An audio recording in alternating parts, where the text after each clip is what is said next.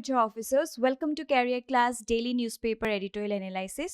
য'ত আমি ডিসকাস কৰোঁ প্ৰতিদিনে significant editorial সমূহ যিহেতু APSC মেইনছ আহি আছে সেই সন্দৰ্ভত এনেকুৱা ধৰণৰ এডিটৰিয়েল সমূহে আপোনালোকক যথেষ্টখিনি ইনসাইটস প্ৰভাইড কৰিব অলৰাইট ওকে আজিৰ কন্টেন্ট সমূহ আমি চাই লওঁ আমি কি টপিক ডিসকাস কৰিম আমাৰ প্ৰথম টপিকটো লোৱা হৈছে দা আসাম ট্ৰিবিউনৰ পৰা হেয়া হৈছে মিউজিং অভাৰ MIG-47 এটা MIG-47 দেখাত আমাৰ এনেকুৱা লাগিব যে আমি হয়তো কিছুমান এয়াৰক্ৰাফটৰ কথা ডিসকাস কৰিম নেকি তেনেকুৱা নহয় দেখাত তেনেকুৱা লাগিছে হয় but yes it is a kind of aircraft আমি ক'ব পাৰো যোনে আমাক লৈ যাব টু দা বিকশিত ভাৰত ষ্টেটাস ৰাইট সো ইয়াত আমি সেই ইম্পৰ্টেন্ট দিশবিলাকৰ কথা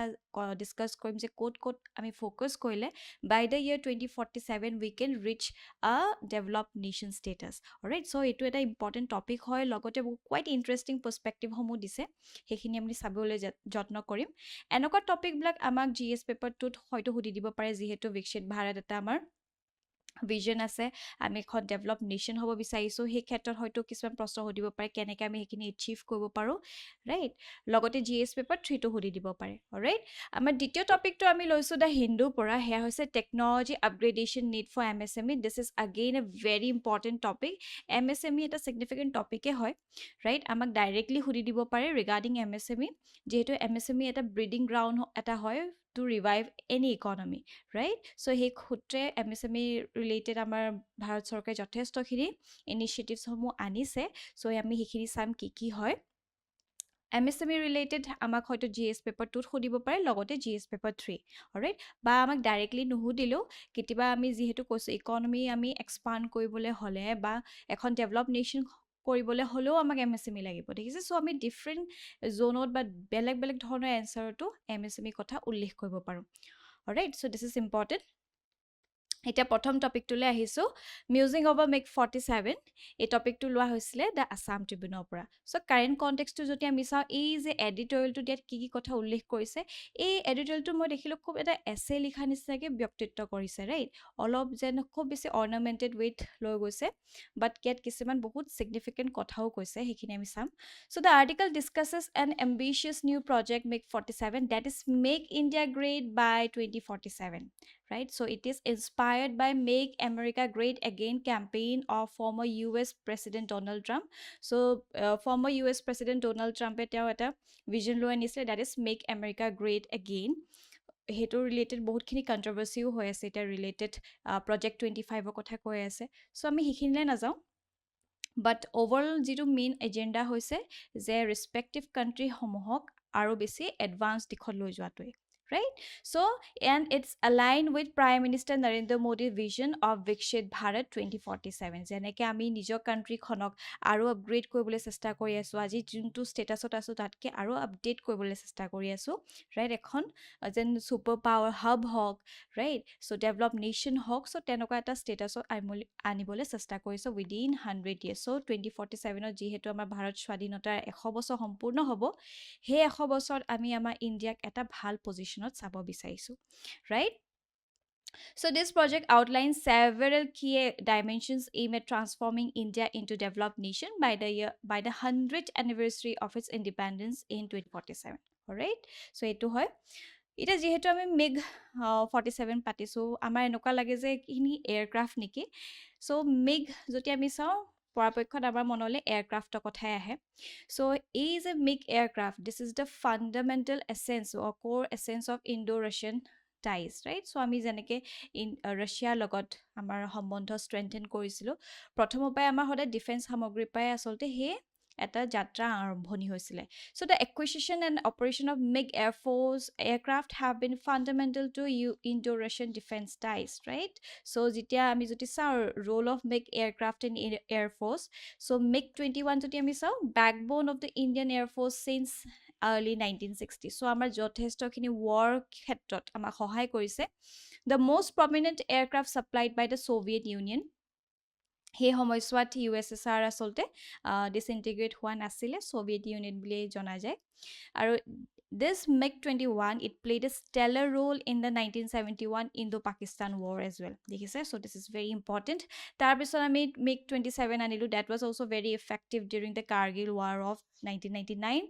tar impact to ami jodi saw আমাৰ ভাৰতো যথেষ্টখিনি ইণ্ডিজিনিয়াছলি ডেভেলপ কৰিবলৈ চেষ্টা কৰিলে so experience with MIG significantly contributed to India's indigenous aircraft program HAL Tejas right Hindustan Aeronautical Limited so তেওঁলোকে Tejas উলিয়ালে and it is a testament to this development আৰু এতিয়া যেহেতু আমি দেখিছো আমি আত্মনিৰ্ভৰ হ'বলৈ চেষ্টা কৰি আছো self reliant হ'ব চেষ্টা কৰিছো in fact আমি ডিফেন্স সামগ্ৰী এক্সপোৰ্ট কৰাৰ যথেষ্টখিনি এটা ডাঙৰ ভিজন আছে so by the year 2024 to 2025 আমি 5 বিলিয়ন ডিফেন্স এক্সপোৰ্ট কৰিবলৈ চেষ্টা কৰি আছো দেখিছে so এটা সময়ত আমি যত ইমান বেছি ৰিলাই কৰি আছিলো বেলেগ কান্ট্ৰিজৰ ওপৰত এই ডিফেন্স সামগ্ৰীবোৰ আজিৰ দিনত আমি বহুতখিনি চেষ্টা কৰিছো যাতে আমি ভাৰততে এনেকুৱা ধৰণৰ ইণ্ডিজিনিয়াছ সামগ্ৰীখিনি ম্যানুফ্যাকচাৰ কৰো ৰাইট But এটা দেখিছে দে এই যে MiG এয়াৰক্ৰাফ্ট খনে আমাৰ যিমানখিনি মিলিটাৰী দিখত কিমানখিনি আমাক সহায় কৰিলে কিমান আগবঢ়াই নিয়াত সহায় কৰিলে সো তেনেকেই আমি যদি কম MiG-47 that is make India great by 2047 so আমাৰ MiG-47 a aircraft খন লাগিব to achieve the goal of a developed nation by the year 2047 so এই ক্ষেত্ৰত পাঁচটা পিলাৰ ইয়াত ডিসকাস কৰিছে বা পাঁচটা ডাইমেনশন য'ত আমি ফোকাস কৰিব লাগিব in order to achieve that goal প্ৰথম যেটো পিলাৰ হৈছে বা প্ৰথম ডাইমেনশন যেটো হয় that is economic growth so ইয়াত কি কোৱা হৈছে raising India's per capita income in the high middle income bracket that is say $20,000 per person in the present terms so ইয়াত খুব বেছিকে বহায়ে কৈছে কাৰণ আমি যদি চাও এখিনি কিন্তু এডিটৰিয়েলটোত কৈছে দেই যে $20,000 per person কৈ আসলতে achieve কৰিব লাগিব so in order to be in the high middle income bracket right কিন্তু আমি যদি চাও এইখিনি দিছে IMF বা World Bank যিমানখিনি categorize কৰিছে যে এখন কান্ট্ৰিক আমি লো ইনকাম কিটা ক'ব পাৰো লোৱাৰ মিডল ইনকাম কিটা ক'ব পাৰো বা আপাৰ মিডল ইনকাম কেনেকৈ ক'ব পাৰো ৰাইট সো এইখিনি আমি যাম বাট ওভাৰঅল ইয়াত এনেকৈ কৈ থোৱা আছে সো আমি এইখিনি অকমান এনিহিলেট কৰি হলো আমি ক'ব পাৰো যে এটা হাই মিডল ইনকাম ব্ৰেকেটত আমি যাব লাগিব to a good income bracket right for that to happen the national income must increase tenfold in the next 25 years this means a growth rate of 9.6% per year in terms of dollar right so আমাৰ economy খন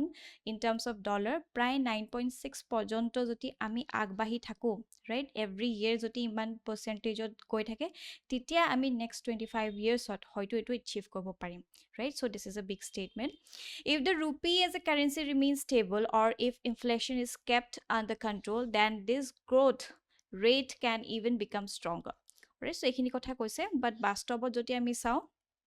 বহুতখিনি এক্সপাৰ্টছে কৈছে it's not that easy right so 25টা বছৰ আমি যদি চাও এটা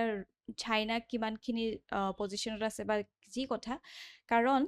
আজি যদি আমি ইন্ডিয়াৰ পজিশনটো চাও আমাৰ ইন্ডিয়াৰ প্ৰায় 2500 আমি দেখিছো per capita income হয়নে সো ইয়াৰ তুলনাত $20,000 লোৱাটো ইমান ইজি নহয় আৰু ৰিসেন্টলি আমি দেখিছো ৰাছিয়াক হাই ইনকাম গ্ৰুপত ৰখা হৈছে that is 14,390 তেওঁলোকৰ ইনকাম হৈছে despite sanctions তেওঁলোকে এইখিনি পজিশন আহিছে চাইনা যদি চাও চাইনা আপাৰ মিডল ইনকাম ক্যাটেগৰীত আছে সো 13,136 তেওঁলোকৰ per capita income হয় United States যদি আমি চাও দেখিছে 76,932 it's a quite high income right so compared to these countries আমি যদি ভাৰতৰ status to চাও it's 2536 all right so এইবিলাক নতুনকে কিছুমান segregate কৰা হৈছে নতুন কিছুমান per capita income or এটা segregation দিছে যে 1135 right so হিমানখিনি বা তাতকো তলত যদি আছে that is a low income country আৰু যাৰ income 1136 to 4465 হয় that means that country falls under low middle income country so আমি এটা low middle income country আছো চাইনা পৰিছে upper middle income country আৰু যদি আমি ৰাছিয়া আৰু ইউএছ যদি চাও high income country right so এই এডিটৰিয়েলটোত কৈছে যে by 20,000 আমি আসলতে achieve কৰিব লাগে so let's say 25 yearsত আমি হিখিনি পাৰুনে নোৱাৰো but যি হক এটা ডাঙৰ গোল ৰাখিলেহে আমি কিবা এটা achieve কৰিব পাৰো হেতু এটা কথা alright দ্বিতীয় যেটো ডাইমেনশনটো দিছে that is ease of living so infrastructure কথা কৈছে ensure safe and abundant drinking water, environment sustainable housing, extensive public transportation, and improve air quality, right? তেতিয়াহে আচলতে এটা ভাল ইজ অফ লিভিং হ'ব এটা abundant drinking water কাৰণে আমি দেখিছোঁ ইমান বেছি পপুলেশ্যন ৰাইজ হৈছে আৰু আজি এটা ডাটা পোৱা মতে by the year 2062 আমাৰ যিমানখিনি পপুলেশ্যন হয় আটাইতকৈ পিক কৰিব right so আজিৰ দিনত যদি আমি চাওঁ আমাৰ পপুলেশ্যন প্ৰায় 147 হৈ গৈছে অতদিনে আমি 1.42 এনেকৈ কওঁ চ' আজিৰ দিনত 1.47 হৈ পৰিছে চ' এনেকৈ বৃদ্ধি পাই গৈ আছে আৰু যিমান বেছি বৃদ্ধি হৈছে সিমানে আমাৰ এনেকুৱা ৰিচোৰ্চেছসমূহ স্কেৰ্ছ হৈ গৈছে চ' আজিৰ দিনত ইণ্ডিয়াত যদি চাওঁ we have only 4% of fresh drinking water right so' সেই ইমান ডাঙৰ এটা জনসংখ্যাক ছেফ ড্ৰিংকিং ৱাটাৰ প্ৰভাইড কৰা এটা ডাঙৰ ইছ্যু হয় চ' সেই ক্ষেত্ৰত যদি আমি ভালকৈ এনচিয়'ৰ কৰিব পাৰোঁ for that we have JJM mission right Har Ghar Jal mission অনা হৈছে চ' তেনেকৈও আমি ছেফ ড্ৰিংকিং ৱাটাৰ দিবলৈ যত্ন কৰিছোঁ লগতে environment sustainable housing very important যে যিখিনি এনভাইৰনমেণ্টেলি ছাষ্টেইনেবল হয়নে চ' কিছুমান লিড ডিজাইন হাউচিং থাকে বা এনেকুৱা ধৰণৰ হাউচিং য'ত ধৰক এয়াৰ আহি থাকে চ' ফেন নচলিলেও হৈ যায় কিছুমান জেগাত এনেকুৱা ধৰণৰ টেকন'লজিও থাকে আৰ্কিটেকচাৰসমূহো থাকে তেনেকুৱা আমি ল'ব পাৰোঁ ছাষ্টেইনেবল হ'ব পাৰি আৰু য'ত ধৰক নেচাৰেল লাইট ইত্যাদিও আহি থাকে তেনেকুৱা ধৰণৰ আমি ঘৰ গঠন কৰিব লাগে ৰাইট লগতে extensive use of public transportation very important যিহেতু আমি দেখিছোঁ আমাৰ ইমান বেছি জনসংখ্যা বৃদ্ধি হৈ গৈ আছে তাৰ ফলত বহুতে নিজৰ প্ৰাইভেট ভেহিকলছ ইত্যাদি আনে চ' যিমানেই বেছি প্ৰাইভেট ভেহিকলছ আনিব সিমানেই বেছি পলিউশ্যন হ'ব চ' আমি যদি মাষ্ট ট্ৰান্সপৰ্টেশ্যন ইউজ কৰোঁ পাব্লিক ট্ৰান্সপৰ্টেশ্যন ইউজ কৰোঁ তেতিয়াও আমি বহুত ক্ষেত্ৰত আচলতে ছাষ্টেইনেবল হ'ব পাৰিম ৰাইট তাৰপিছত আমি দেখিছোঁ energy ক্ষেত্ৰত accelerate the growth of renewable energy particularly solar energy with innovative storage solution like using automatic battery for the night storage right so এনেকুৱা ধৰণৰ আমি কৰিব পাৰোঁ renewable energy ক্ষেত্ৰতো আমাৰ যথেষ্টখিনি ইনিচিয়েটিভছ আমাৰ ভাৰত চৰকাৰে লৈ আছে আৰু আমাৰ অসম চৰকাৰো যথেষ্টখিনি লৈ আছে right sustainability কথা কৈছে focus on sustainable strategies in construction so constructionত আমি দেখিছোঁ কেতিয়াবা green mesh ইত্যাদি ইউজ নকৰে খুব বেছি আমি দেখিছোঁ ডাষ্ট পাৰ্টিকল ইত্যাদি ওলাই তাৰ ফলতো বহুতখিনি পলিউশ্যন হয় so' that leads to carbon increase in carbon footprint so' সেই ক্ষেত্ৰত কিছুমান ছাষ্টেইনেবল প্ৰেক্টিছ আমি ল'ব লাগিব যাতে এটা ভাল ইজ অফ লিভিং আমি আনিব পাৰোঁ ৰাইট তাৰপিছত আমাৰ আন এটা ডাইমেনশ্যন হৈছে that is building human capital so' this is the third dimension so' third dimension focused on building human capital through comprehensive reforms in education skill training enhancing productivity and innovation capabilities very important so' আমাৰ যিখিনি human capital যেতিয়া এখন নেশ্যনৰ human capital আটাইতকৈ strong থাকে তেতিয়া আচলতে development সদায় নিশ্চিত হৈ থাকে হয়নে চ' আজি আমি দেখিছোঁ ইমান ডাঙৰ এটা ডেম'গ্ৰাফিক ডিভিডেণ্ড আছে সেই ডেম'গ্ৰাফিক ডিভিডেণ্ডটো আমি ভালকৈ চেনেলাইজ কৰিব লাগিব চ' সেইকাৰণে কিছুমান আজিৰ দিনত যদি চাওঁ চেলেঞ্জেছ আছে চেলেঞ্জেছ এনেকুৱা যে এডুকেশ্যন ক্ষেত্ৰতে হওক ৰাইট বা এগ্ৰিকালচাৰতে হওক this sector remains largely unreformed and constrain despite their critical importance right so' education এতিয়া যদিও NEP 2020 আনিছে ৰাইট চ' এতিয়া লাহেকৈ আহিছে আমি ইয়াৰ ফ্ৰুটটো দেখিবলৈ অলপ টাইম আছে বাট আৰু বেছি আমি সেইখিনি আপগ্ৰেড কৰিব পাৰোঁ ৰাইট আৰু বেছি এটেনশ্যন ইত্যাদি দিব পাৰোঁ কাৰণ আজিৰ দিনত আমি দেখিছোঁ যিহেতু আমাৰ এডুকেশ্যনত যি পঢ়ায় আৰু ইণ্ডাষ্ট্ৰীয়ে যি এনেকুৱা ধৰণৰ নিডছ হয় সেইখিনি মিছমেচ হৈ আছে তেনেকৈতো আগ নাবাঢ়িব হয়নে চ' সেইখিনি আমি চাব লাগিব চ' সেই সূত্ৰে কিছুমান প্ৰপ'জ ৰিফৰ্মছৰ কথা কৈছে mandate for senior civil servant ইয়াত কি কৈছে require senior civil servant to enrol their children in panchayat or municipal schools up to class 5 in their posting locations alright so' যেতিয়া আমি দেখিছোঁ চিভিল ছাৰ্ভেণ্টছসকল DC যেতিয়া থাকে তেওঁলোকক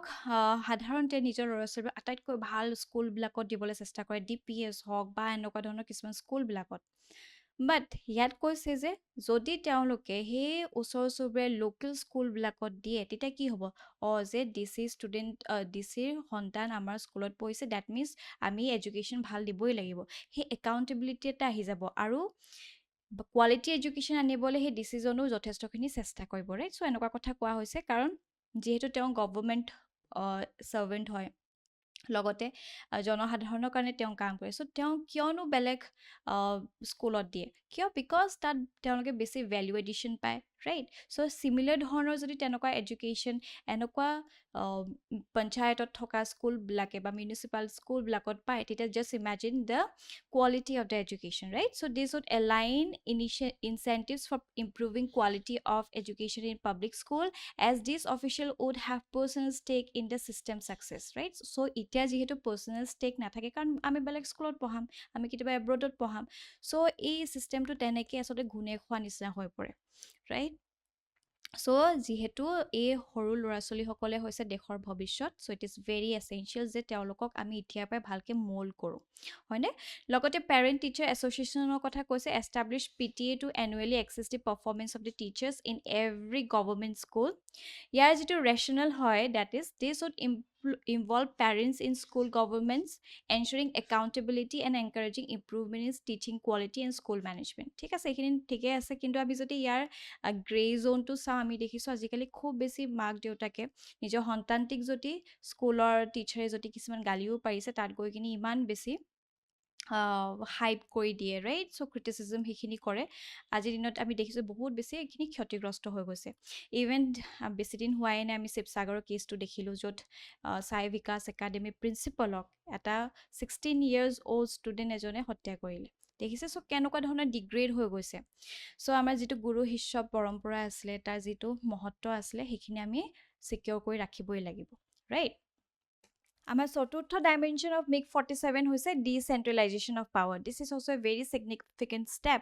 যেতিয়া এখন কাণ্ট্ৰি গ্ৰাছৰুট লেভেলত আমি এম্পাৱাৰমেণ্টসমূহ আগবঢ়াম তেতিয়াহে এখন কাণ্ট্ৰি আগবাঢ়িব ৰাইট চ' আমাৰ ভাৰততে যদি আমি চাওঁ কিমানখিনি পপুলেশ্যন আচলতে ৰুৰেল এৰিয়াতে আছে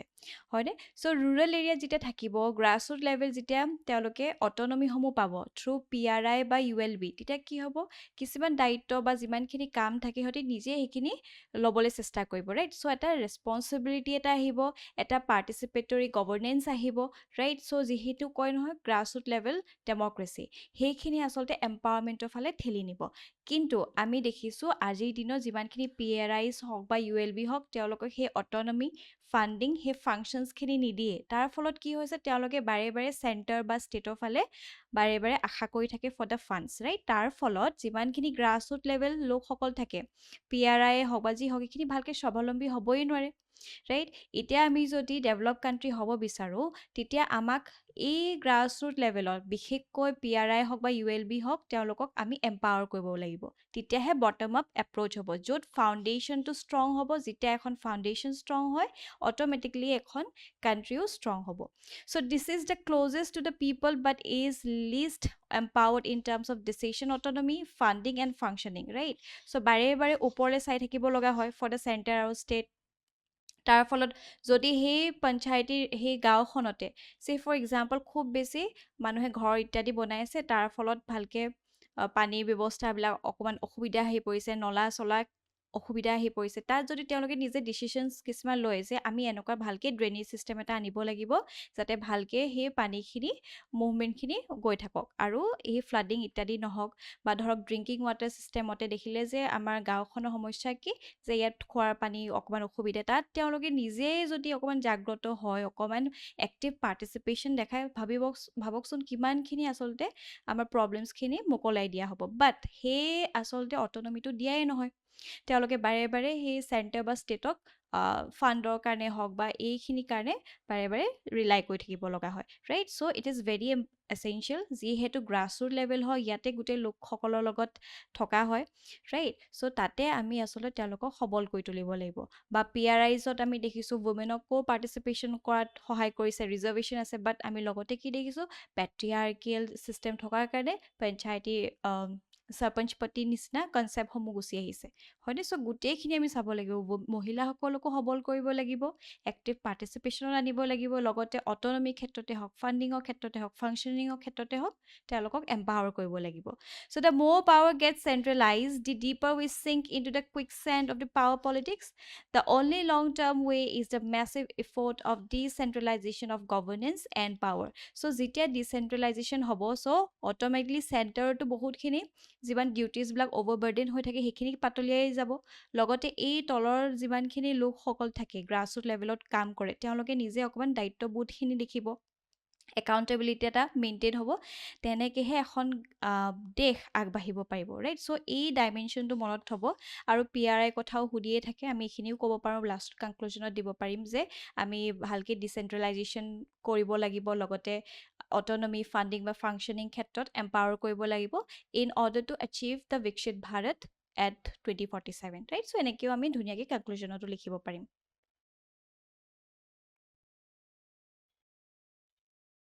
আমাৰ ফিফ্থ ডাইমেনশ্যনটোলৈ আহিছোঁ সেয়া হৈছে কালচাৰেল এণ্ড ছ'চিয়েল হাৰ্মনি এইটো এটা খুব বেছি গুৰুত্বপূৰ্ণ ডাইমেনশ্যন হয় আমি ইফালে চাবই লাগিব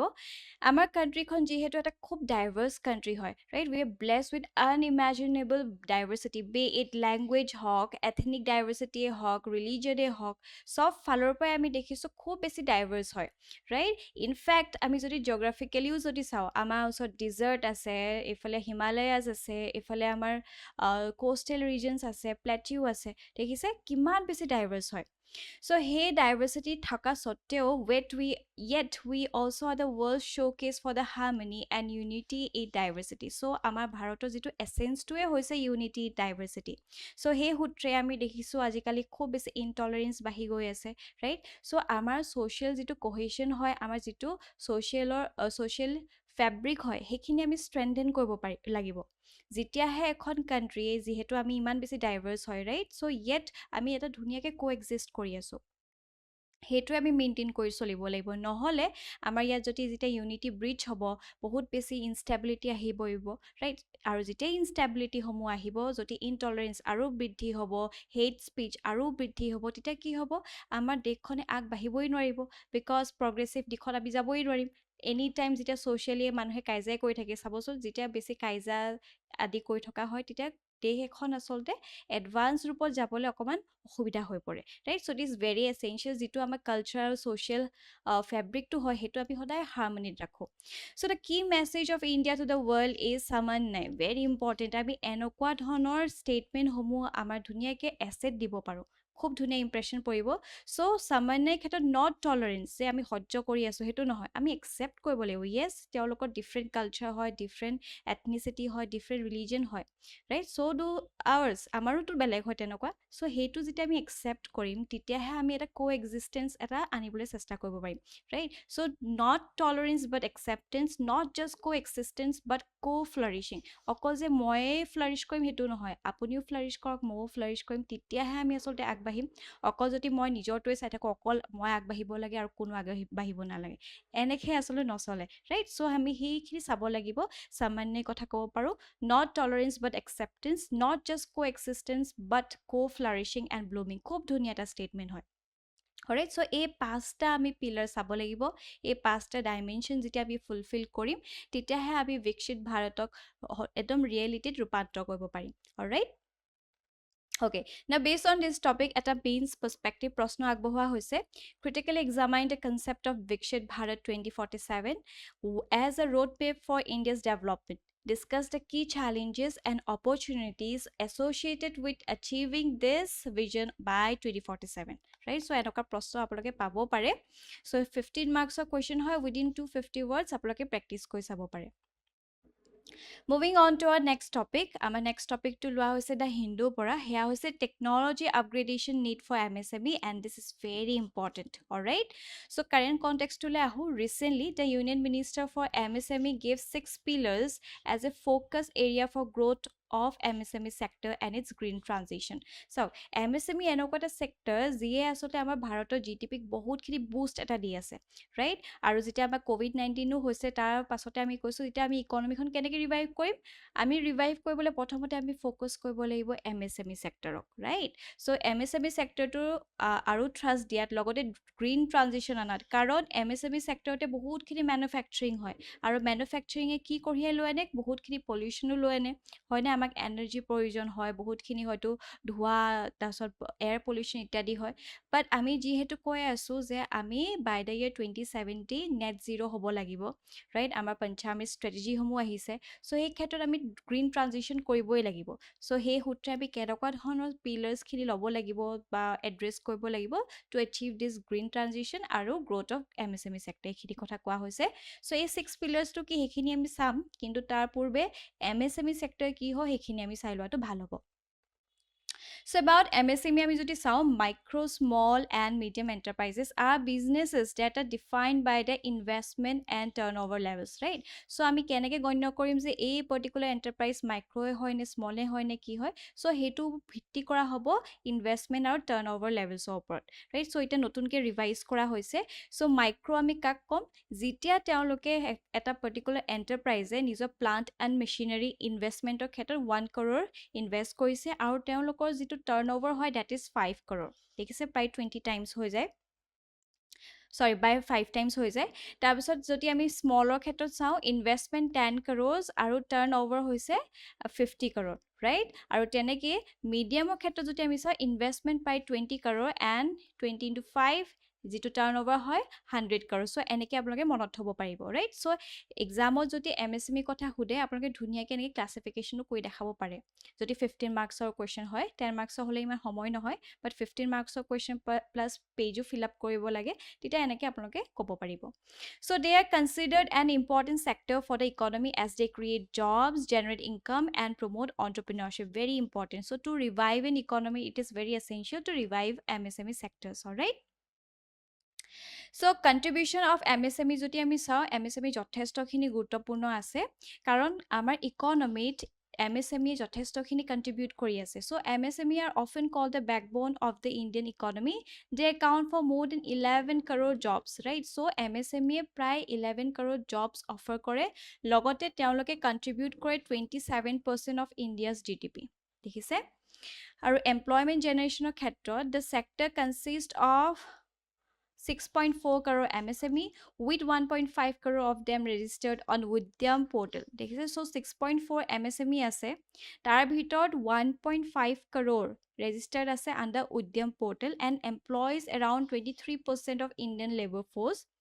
So আমাৰ যিমানখিনি ইণ্ডিয়ান লেবাৰ ফোৰ্স আছে তাৰ প্ৰায় 23% MSME তে জড়িত হৈ আছে making it the second largest employer in the India after agriculture so agriculture পাছতে আমি দেখিছো MSME সেক্টৰ আটাইতকৈ বেছি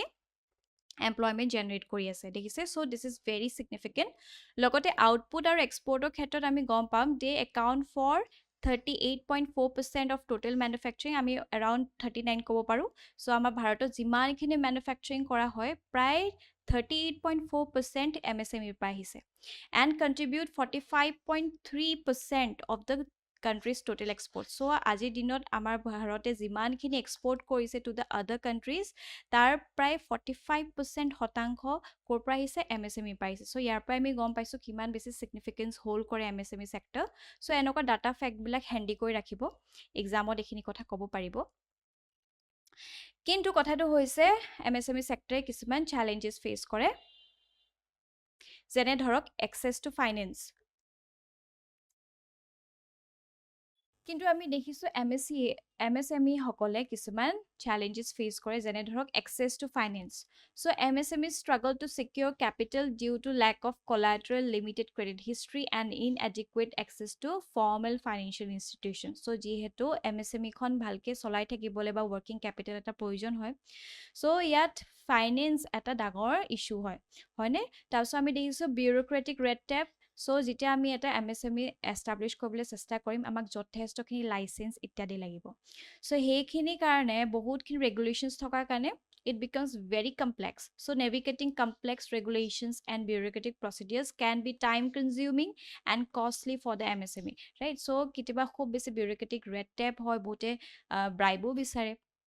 So ইয়াৰ ফলত কি হ'ব often diverting resources away from the core business activity right so ইয়াত এনে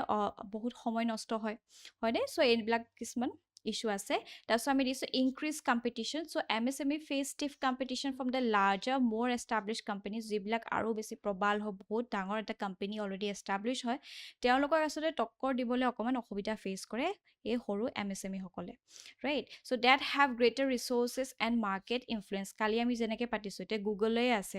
so তেওঁলোকে নিজৰ প্ৰডাক্ট খিনি তাতে পপ আপ কৰে এটা যে MSME নতুনকৈ আহি কিনি তেওঁলোকে কিছুমান যদি ফৰ এক্সাম্পল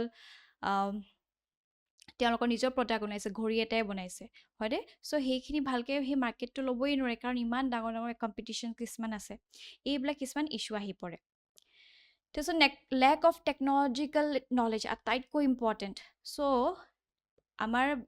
MSME সেক্টৰ কিটা থ্ৰাইভ কৰিব যেতিয়া আমি কোৱালিটি প্ৰডাক্ট দিব পাৰিব তেওঁলোকে ৰাইট সো যেতিয়া কোৱালিটি প্ৰডাক্ট দিব বা কোৱালিটি প্ৰডাক্ট দিবলৈ হ'লে বা কেনেকুৱা ধৰণৰ কনজিউমাৰৰ প্ৰেফাৰেন্সেছ হয় সেই গোটেইখিনি চালি জাৰি চাবলৈ ভাল ৰিচাৰ্চ এণ্ড ডেভেলপমেণ্ট কৰা হ'ব লাগে আৰু সেইকাৰণে আমাক লাগিব টেকনলজিকেল নলেজ হ'ব বাট আমাৰ ওচৰত সেই টেকনলজিকেল নলেজে নাই আমাক ভাল ৰিচাৰ্চ এণ্ড ডেভেলপমেণ্টে নাই so many MSME lack the technical expertise needed to modernize their operation adopt new technologies and stay competitive in the market so আজিৰ দিনত কিমান বেছি টেকনলজিকেল এডভান্সমেন্ট হৈছে yet আমি দেখিছো সেই টেকনলজি সমূহ হাৰ্নেছ কৰিব পৰা নাই because বহুতখিনি awareness নাই লগতে বহুতখিনি পইচাও ইয়াত জড়িত হৈ থাকে হয়নে তাৰপিছত আমি দেখিলো marketing and network opportunities so limited resources and network prevent MSME from effectively marketing their products and services making it difficult to reach new customers and grow their business so আজিকালি চাবচোন business model বিলাক বহুত different হৈ গ'ল say for example কোনবা এটা কোম্পানীয়ে right নিজৰ প্ৰডাক্ট এটা বনাইছে ফৰ এক্সাম্পল এটা ফোন উলিয়াইছে সো তেওঁলোকে কি কৰিব আজিকালি ইনফ্লুয়েন্সাৰ্স বিলাকক সেইখিনি ফ্ৰী কে দিব PR নিচিনাকে দিব ইনফ্লুয়েন্সাৰ্স বিলাকে তেওঁলোকক অডিয়েন্সক দেখালে সো অডিয়েন্সক হয়তো লাখ লাখ থাকিব পাৰে মিলিয়নছ থাকিব পাৰে সো তেনেকে সেই প্ৰডাক্টটো ডাইৰেক্টলি সেল হৈছে দেখিছে কিন্তু সেইখিনি কাৰণে যথেষ্টখিনি ফান লাগিব নেটৱৰ্কিং অপৰচুনিটিজ লাগিব সেইখিনি আজি আমাৰ লেক হৈ আছে বহুত আমি ট্ৰেডিশনেল দিখতে চলি আছো আজিকালি খুব বেছি মডাৰ্নাইজ হৈ পৰিছে সেইখিনি আমি চাব লাগিব লগতে লেক অফ ফৰ্মেলাইজেশ্যন সো আমি কোভিড-19 ক দেখিছো যেহেতু ইমান বেছি ফৰ্মেলাইজেশ্যন নাছিলে কিমান ৰেজিষ্টাৰ্ড নাছিলে তাৰ ফলতো যদিও গভৰ্ণমেণ্টে কিছুমান ইনিচিয়েটিভ আনিছিলে সেইখিনি ইনিচিয়েটিভৰ benefit lobo pora nasile because many MSME operate informally or are unregistered which limit their access to government support financial services and other benefits that are available to formally registered businesses all right logote MSME sector enokota sector jot bahut khini hoyto energy provision hoy right bahut khini hoyto pollution itadiu hoy hekhiniu kisuman concerns ase এই ক্ষেত্ৰত যেহেতু আমাৰ current ডেভেলপমেন্টটো দেখিছো union মিনিষ্টাৰ্স বিলাকে কি কৈছে of MSME gave 6 pillar as a focus area for the growth of MSME sector and its green transition হে ছটা দিখ আমি চাইলটো ভাল প্ৰথমটো হৈছে formalisation and access to credit very important এই দিশত যদি আমি চাওঁ উদ্যম পৰ্টেল আনিছে এইখিনি ফৰ্মেলাইজ কৰিবলৈ ৰেজিষ্ট্ৰেশ্যন কৰিছে লগতে এক্সেছ টু ক্ৰেডিট দ্বিতীয় যেটো পিলাৰ হয় that is increase access to market and e commerce adoption very important e commerce আজিকালি হৈ পৰিছে সবে হাতে হাতে আচলতে আমি দেখিছো খুব ই কমাৰ্চ সমূহ চলিছে তাৰপিছত higher productivity through modern technology enhance skills level and digitalisation in the service sector. There's a support to Khadi village and core industry to globalize them. And empowerment of the women artisans through the enterprise creation. Alright, so A kita hoise sota pillar zekhini Union Minister of MSME basi ulaise jot we have to address it in order to thrive MSME. Alright. ইয়াৰ বাহিৰেও আৰু government initiative আছে to promote MSME sector হেয়া হৈছে MSME champion scheme ইয়াত কি কৰা হ'ব the objective of the scheme is to modernise MSME manufacturing process reduce wastage encourage innovativeness sharpen business competitive and facilitate national and global reach excellence দেখিছে এইখিনি মনত থব পাৰে উদ্যম ৰেজিষ্ট্ৰেশ্যন আনিছে যেহেতু কৈছো ফৰ্মেলাইজ কৰি তুলিব তাত যদি তেওঁলোকে ৰেজিষ্ট্ৰেশ্যন কৰে তো গভৰ্ণমেণ্টে গম পাব এনেকুৱা এটা MSME আছে ৰাইট সো যদি কিছুমান ইনিচিয়েটিভ বা স্কিমছ সমূহ আনে তেওঁলোককো সেইখিনি কভাৰ কৰা হ'ব লগতে section 15 of the micro small medium enterprises development that is MSMED Act of 2006 ইয়াত নতুনকে এটা enact কৰা হৈছে section 43BH of the income tax act ইয়াত কি কোৱা হৈছে say for example MSME সমূহৰ তেওঁলোকে নিজৰ প্ৰডাক্ট সমূহ বিকিলে হয়নে সো কাবাক হয়তো B2B হ'ব পাৰে B2C হ'ব পাৰে যদি B2B হয় সো সেই প্ৰডাক্টখিনি তেওঁলোকে যে ল'লে সেইখিনি যেতিয়ালৈকে বিক্ৰী নহয় যেতিয়ালৈকে হাতত পইচা নাপায় তেতিয়ালৈকে এই MSME-টোৱে নাপায় সো এইটো এটা ডাঙৰ কথা কাৰণ সেইখিনি নেক্সট আহালে আকৌ এইফালে চলাবও লাগিব ৱৰ্কিং কেপিটেল নাইকিয়া হৈ যায় ৰাইট সো ইয়াতে কি ক'লে এই ইস্যুটো এড্ৰেছ কৰিবলৈ যে যিমানখিনি MSME ৰেজিষ্টাৰ হৈ আছে সেই ক্ষেত্ৰত 15 ডেজ অৰ আপ টু 45 ডেজৰ ভিতৰতে গোটেইখিনি পেণ্ডিং বিল পেমেণ্ট কৰিব লাগিব ৰাইট সো এইখিনি কিছুমান এগ্ৰিমেণ্ট আনিছে যাতে তেওঁলোকৰ ৱৰ্কিং কেপিটেলসমূহ পাই থাকে কিন্তু ইয়াৰ যদি আমি গ্ৰে সাইডটো চাওঁ বহুতে সেই উদ্যমৰ পৰা আকৌ ৰেজিষ্ট্ৰেচনটো আঁতৰাই দিছে ৰাইট কাৰণ এনেকুৱা সুবিধাবিলাক যিহেতু দিয়া হৈছে বহুতে এইখিনি দিব নোৱাৰে অকমান ইস্যুস আছে সো লেটস সি কি হয় আহিবলগে দিনবিলাকত তাৰপিছত আমি দেখিলো credit guarantee fund trust for micro small enterprises so this scheme provides collateral free credit to micro small enterprises through a credit guarantee mechanism alright so এইখিনি কিছুমান ইনিশিয়েটিভস আনিছে MSME কথা যদি হুদে আমি এইখিনি কথা ক'ব পাৰিম লগতে এট কনক্লুজনত দিছে খুব ধুনীয়া এটা পাৰ্সপেক্টিভ দিছে for MSME to sustain and grow in the current challenging situation the non performing asset right so for example আজি মই মোৰ বিজনেসটো আগবঢ়াবলে মই কি কৰিছো বা মোক প্ৰয়োজন হৈছে ফাণ্ডৰ প্ৰয়োজন হৈছে মই বেংক এটা পৰা ৰাইট সো SBI পৰা মই হয়তো 1 লাখ টকা লৈছো ৰাইট সো 1 লাখ টকা এটা ললো সো মাহে মাহে মই কি কৰিব লাগিব সে 5000 কে EMI দিব লাগে এতিয়া যেহেতু মই সেইখিনি বিক্ৰী কৰিলো বিজনেস এটাক এতিয়ালৈকে মই পইচা পোৱা নাই হয়নে সো সেই ক্ষেত্ৰত যেহেতু এই প্ৰডাক্টটো দিয়া সত্ত্বেও পোৱা নাই কাৰণ এই B2B এ তেওঁলোকে গোটেই প্ৰডাক্টখিনি সেল কৰি আনাই এতিয়ালৈকে সো সেই ক্ষেত্ৰত মই EMI যেটো দিব লাগে সেইখিনি দিব পৰা নাই ৰাইট সো মই যদি 3 মাহলে EMI টো যদি দিব নোৱাৰো তেতিয়া মোৰ হে লোনটো NPA হৈ যায় ৰাইট তাৰ ফলত বাৰে বাৰে ইন্টাৰেষ্ট আপন ইন্টাৰেষ্ট হৈ যায় বহুতখিনি ইস্যুস আহি পৰে আৰু তাৰ ফলতে বহুত সমূহ এনেকুৱা আগ্ৰহী যিমানখিনি MSME আছে তাতে মাৰ পৰি যায় কিন্তু ইয়াতে ইনষ্টেড অফ জাস্ট 90 ডেজ অৰ্থাৎ 3 মাহৰ ঠাই যদি আমি 180 ডেজ কৰিব পাৰো 6 মান্থস যদি দিব পাৰো তেতিয়া কি হ'ব বহুতখিনি সময়ও পাব আৰু NPA বা বচাবও পৰাও যাব ৰাইট কাৰণ এটা ভাল টাইম লিমিট পোৱা যাব সো 6 মান্থসৰ ভিতৰত হয়তো বহুতখিনি চেঞ্জেস আনিব পাৰিব ৰাইট সেই পইচাখিনিও তেওঁলোকে ঘূৰাই পাব ধুনীয়াকে পইচাখিনি দি থাকিবও পাৰিব সো এইখিনি কথা ইয়াত উল্লেখ কৰিছে আপোনালোকে ক'ব পাৰিব হেন্ডি কৰি ৰাখিব পাৰে লগতে এটা interest equalisation scheme so which supports exports must be extended for a period of 5 years or for the textile and garment sector which is dominated by MSME the remission of duties and taxes on the export products and rebate of state and central tax on the levy scheme should be extended for another 5 years of the sector therefore with schemes that provide funds for infrastructure creation technology upgradation and climate change adaptation the MSME sector will be able to contribute even more for the economy right so ekhini monot thobo Now, based on this topic, at a means perspective, Prashna Agboha hoise discuss the role of MSME in Indian economy, examine the challenges faced by MSME in India, and suggest measures. So, আমি যিমানখিনি discuss কৰিছো, সেইখিনি ওপৰত ভিত্তি কৰি আপোনালোকে definitely attempt কৰিব পাৰিব. So, এইখিনি আসলে আজি আমাৰ টপিক হ'ব. ইতিয়াৰ পৰা আপোনালোকে আমাৰ ভিডিঅ'ছবোৰৰ PDF সমূহ লাভ কৰিব পাৰিব আমাৰ কেৰিয়াৰ ক্লাছৰ WhatsApp চেনেলটোত গৈ. আৰু WhatsApp চেনেলটোৰ লগত জড়িত হ'বলে এই ভিডিঅ'টোৰ তলত যেটো ডেসক্ৰিপচন বক্স আছে